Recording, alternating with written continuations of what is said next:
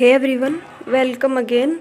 So today video is about all the medical students, either they are MBBS or they are preparing for NEET or any paramedical or any other exam.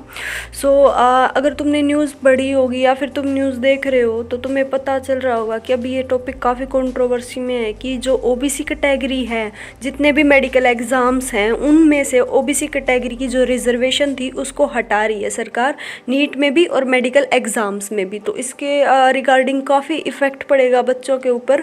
तो बोल रहे हैं इसी साल से ऐसा कुछ होने वाला है। तो फिर मैं एक बार तुम्हें ये पूरी न्यूज़ बता देती हूँ क्या है। और बच्चों प्लीज़ इस बारे में तुम आपस में लड़ना मत कि कैटेगरीज़ को लेकर। देखो जो कर रही है वो सुप्रीम कोर्ट कर रही है, क्योंकि काफ़ी टाइम से इस पे ओबीसी वाले रिजर्वेशन पे केस चल रहा था। तो फिर अभी इसका शायद फाइनल डिसीजन है कुछ। तो फिर आप प्लीज़ बच्चों लड़ना मत, तुम्हारा इसमें कुछ नहीं है। जो ओबीसी कैटेगरी वाले हैं और जो जनरल कैटेगरी है या फिर कोई और SC ST कैटेगरी है, देखो कैटेगरीज तो पहले ही बना रखी हैं सरकार ने, तो अब इनको हटा रही है या फिर वो कुछ भी कर रही है, इनकी रिजर्वेशन रिमूव कर रही है। तो इससे बच्चों को नुकसान भी होगा, कुछ बच्चों को फ़ायदा होगा। तो सब अपना फ़ायदा ही देखते हैं। तो तुम आपस में मत लड़ना प्लीज़, ठीक है।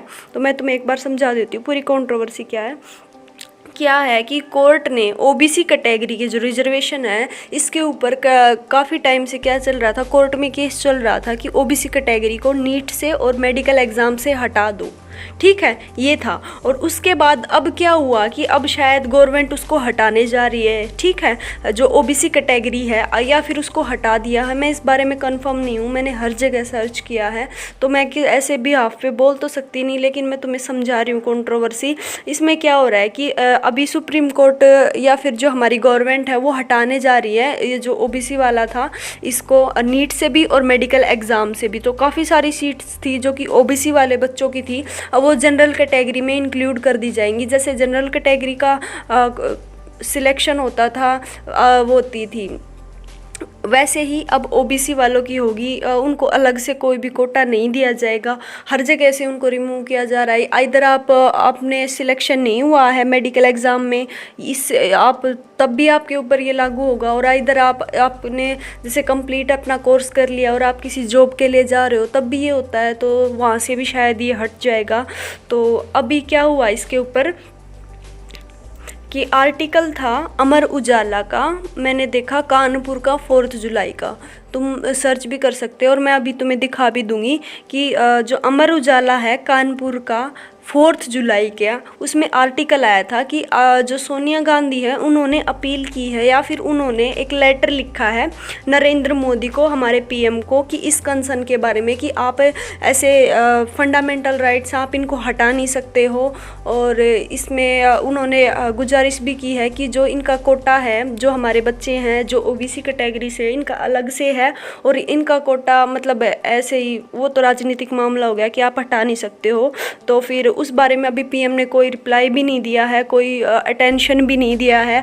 और मैं तुम्हें न्यूज़ बता देती हूँ, देख लो एक बार। ये न्यूज़ थी बच्चों कि मेडिकल में ओबीसी के आरक्षण ख़त्म करने पर तो सोनिया गांधी ने PM को पत्र लिखा है, तो इसके अकॉर्डिंग तो आरक्षण हटा दिया है सरकार ने। और मैंने मतलब काफ़ी सारी जगह देखा, मेरे सामने आया कि सच में ही हटा दिया है या नहीं हटाया है, इस बारे में मैं कंफर्म नहीं हूँ। मुझे जैसे ही कंफर्म होगा मैं तुम सबको बताऊँगी।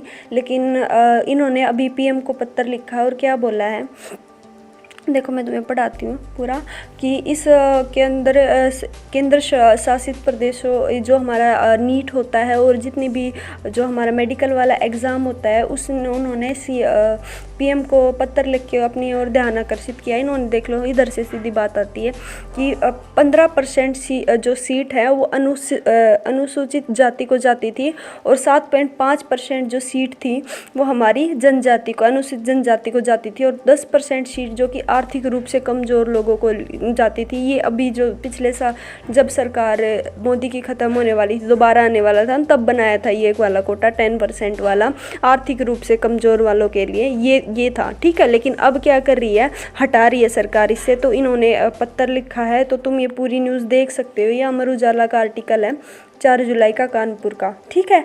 और ये देख लो, और जैसे कुछ होगा तो मैं तुम्हें बता दूँगी, ठीक है। Bye bye.